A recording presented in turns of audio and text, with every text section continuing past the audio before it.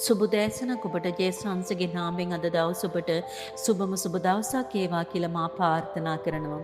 ඉන්ද්‍රියන්ට ඔබෙන් ජීවත් වෙම මක් නිසාද අපි හැසිරෙන්නේ පෙනීමෙන් නොව ඇදහිමෙන්නේ. 2 කොරින්ති පොතේ 5:7 රෝම පොතේ 9:8ද මෙලෙස පවසනවා. එනම් මාංශමය වූ දරුවෝ දෙවියන් වහන්සේගේ දරුවෝම වෙති. මාංශයේ දරුවන් යනු තමුන්ගේ ඉන්ද්‍රියන්ගෙන් පාලනය වන අයයි. ඇදහිල්ලෙන් ගමන් කරනවා වෙනුවට ඔවුන් ඉන්ද්‍රියන්ගෙන් දැනීම හා අවබෝධයන්ම අනුව ගමන් කරයි. ඔවුන් හැසිරෙන්නේ ඔවුන්ට භෞතිකව දැකිය හැකි තා ස්පර්ශ කළ හැකි රස බැලිය හැකි හෝ ග්‍රහණය කළ හැකි දේවල් වලට අනුව පමණි. කෙසේ වෙතත් කිතුරුකම ඇදහිල්ලේ ගමනකි. දෙවියන් වහන්සේ ආත්මයකි. ආත්මික යථාර්ථයේ මනුෂ්‍යයා ඉන්ද්‍රියන් මගින් ග්‍රහණය කරගත නොහැකිය. ස්වභාවික මනුෂ්‍යයට ආත්මික දේවල් ග්‍රහණය කරගත නොහැක්කේ මේ නිසාය.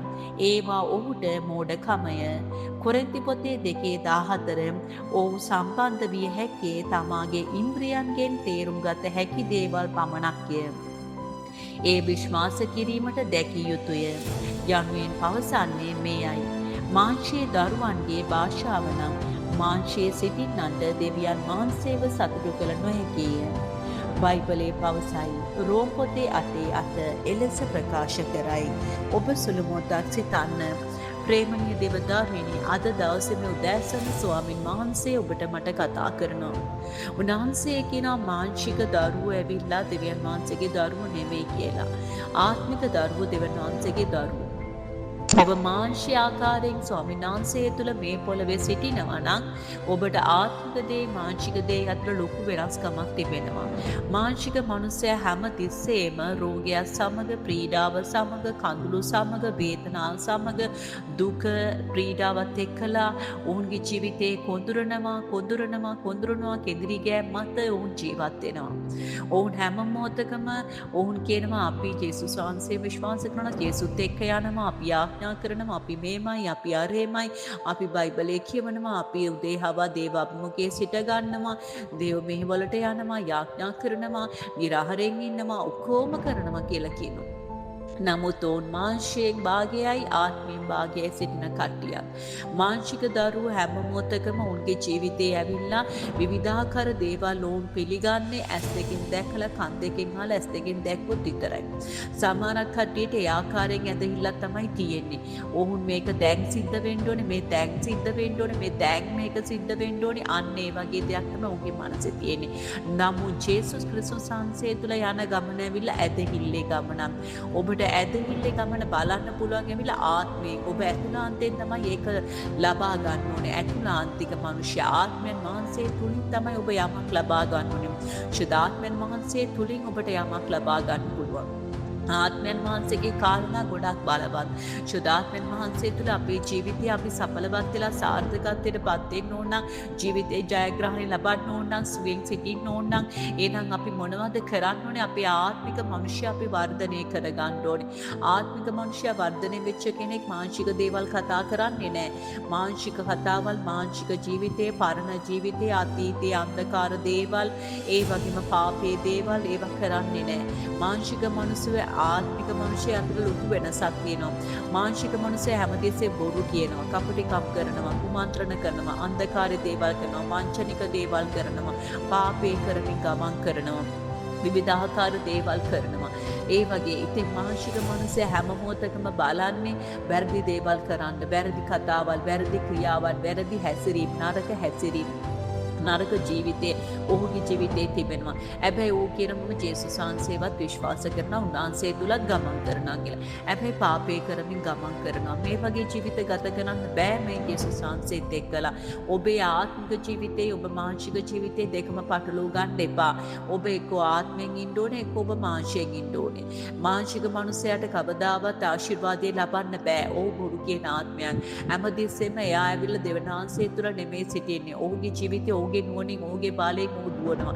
ඔහුගේ ඉන්ද්‍රියන් වලට ඔහු ක්‍රියාකාරීත්වය දක්වනවා. ඔහුගේ ජීවිතයේ සැප සම්පත් හොයනවා. ජීවිතයේ සුඛභෝගී දේවල් හොයනවා. හැම දෙයකටම ඔහුගේ ජීවිතයේ ඔහු කෑදරකමින් සිටිනවා. ඔහු හැම මොහොතකම සිතන්නේ ඔහු ගැන. ඔහුගේ ජීවිතේ ප්‍රීතිමත් කරන්න. ඇතුළාන්තයේ ප්‍රීතිමත් කරන්න. එහෙම දෙයක්. නමුත් ආත්මික මිනිස්සු ඇවිල්ලා හැම දෙයක්ම දරාගෙන ශක්තිමත්ව ප්‍රශ්නවලට මුහුණ දෙමින් ප්‍රශ්නත් එක්කලා ප්‍රශ්නවලට මුහුණ දෙමින් ප්‍රශ්නෙන් ජය ගන්න ඕන ආත්මිකව ශක්තිමත්ව ගොඩනැගෙන කට්ටියක් වෙනවා. මොකද ආත්මිකව ශක්තිමත්ව ඉන්න මිනිස්සයා හැම මොහොතකම දෙවිදුන්ගේ ආත්මෙත් එක්ක ඉන්න කට්ටිය හැම තිස්සෙම දේවාත්මයෙන් ශක්තිමත්ව ප්‍රශ්නෙන් ජය ගන්න උත්සාහ කරනවා. රෝගේ සුවය ලබා ගන්න උත්සාහ කරනවා. ජේසුස් වහන්සේගේ වචනේ මෙනෙහි කරනවා. ඒ වචනෙන් අනුව ජීවත් වෙනවා. උන්වහන්සේ කියන දේ මහනවා. යාඥාපුණු ජීවිතයක් ඇති කර ගන්නවා. පීඩාව කඳුළු ප්‍රශ්න ආත්මික මනුෂ්‍යන නැතුව නෙමෙයි තියෙනවා. නමුත් ඒව ඔවුන් ලෝකෙට පෙන්වන්නේ නැතුව ශක්තිමත් ඒ සියල්ල දරාගෙන දේව කරුණාවෙන් දේව ශක්තියෙන් ඔවුන්ගේ ජීවිතයේ ඔවුන් ගමනාර්ථය උදෙසා ගමන් කරනවා. ජයග්‍රහණය ලැබලා ප්‍රතිලාභ ලබන්න පුළුවන් එවන් කෙනෙකුට පමණයි. නමුත් මාංශික මිනිසයා දෙවන් මාංශය තුල සිටිනවා. අමුතෝ මාංශයෙන් සිටින්නේ. ඔහු ඇවිල්ලා දෙසිත් ඇත්තෙක් වගේ මාංශයෙන් භාගයයි ආත්මෙන් භාගයයි ඉන්න කිතුමෝ තමයි දැන් සිටින්නේ. මාංශෙනුත් ඉන්නවා ආත්මෙනුත් ඉන්නවා.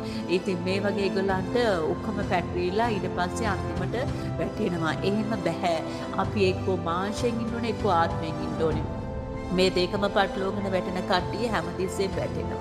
වැටි ගමනක් තමයි යන්න වෙන්නේ. නමුත් ඔබගේ ජීවිතය ඔබ අද දවසේ හිතන්න මම කොහෙද ඉන්නේ? මම මානසික මනුස්සයෙක් වගේ මේ ඉන්ද්‍රියන් වල ප්‍රතිචාර දක්වමින් මගේ ජීවිතයේ අන්ධකාරයට ඇද දමනවද කියලා ඔබ සිතන්න.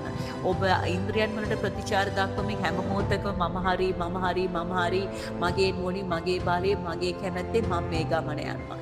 ඒක තමයි මගේ නුවණින් මගේ බලයෙන් මගේ කැමැත්තෙන් ගීලා අන්තිමට බලේ වැටුණාන් පස්සේ ආයිමත් බලෙන් ගොඩ එන්න ඊට පස්සේ මොකද කරන්නේ? ආයිමත් දෙවිදුන්ගේ පිහිට පතන්න ඕනේ. ඒ නිසා දෙවදාරුවනි අද දවසේ ඔබගේ ජීවිතයේ ඔබ මාංශාකාරයෙන් ජීවත් වෙන්න එපා. ඔබ ඉන්ද්‍රියන් වලට ප්‍රතිචාර දක්වන්න එපා. ජීවිතේ ගොඩාක් හැල හැප්පින් වල හැප්පෙනකොට මේ ජීවිතේ දැන් මට ඇති, දැන් මේ ගමන ඇති, දැන් ගියා ඇති, මෙච්චර දුර දැන් මං ගියා, අයියෝ පළක් උනේ නෑ, මොකද උනේ මෙහෙමද උනේ? ඔබ බලනකොට ඉඳලා තියෙන ජේසුස් වහන්සේගේ අභිමුඛයේ මාංශික මනුස්සයා සමග ඔබ මාංශයෙන් සිටලා තියෙන්නේ. අද බොහොමයක් දනාංශයේ දරුවෝ හැම ආකාරයෙන්ම උන්වහන්සේ තුල සුද්ධාත්ම ජල බෞද්ධිස්මය ලැබලා ශුද්ධාත්ම බෞද්ධිස්මය ලැබලා හැම දෙයක්ම ලැබලා ආලේපෙන් ශක්තිමත්ව දේව වචන කියනවා, යාඥා කරනවා, දේව අභිමුඛයේ ගමන් කරනවා. නමුත් මාංශයෙන් ජීවත් වෙනවා. මානසික මිනිසු විදියට හැසිරෙන්නේ. ඒ කාලේ පරණ මිනිසයාව ඇගේ තියාගෙන තමයි තාම ජීවත් වෙන්නේ. දෙවියන් වහන්සේගේ ආත්මයට ඇතුළු වුණාන් පස්සේ ඒ දෙවිදුන්ගේ ආත්මෙත් එක්ක අලුත් මිනිසයා පැලඳගෙන ඒ ආකාරයෙන් ගමන් කරන්නේ පරණ මිනිසයාව ඇගේ තියාගෙන පරණ අතීතයේ දේවල්, පරණ තුවාල, පරණ ප්‍රශ්න ඒ ඔක්කොම තියාගෙන තමයි උන්ගේ ජීවිත ගත කරන්නේ. ඉතින් ඔබගේ ජීවිතය අද දවසේ සිතන්න ඔබ මේ මානසික මිනිසේ ආත්මික මිනිසයා පටලවා ගත්තොත් ඔබට දේව ගමනක් යන්න බෑ. දේව සැලැස්මක් දා ගන්න බෑ. ඒ නිසා ඔබ හරියට ඔබ ගැන විශ්වාස කරලා ඔබ මේ දෙවිදුන්ගේ ආත්මයෙන් බලවත් වෙන්න.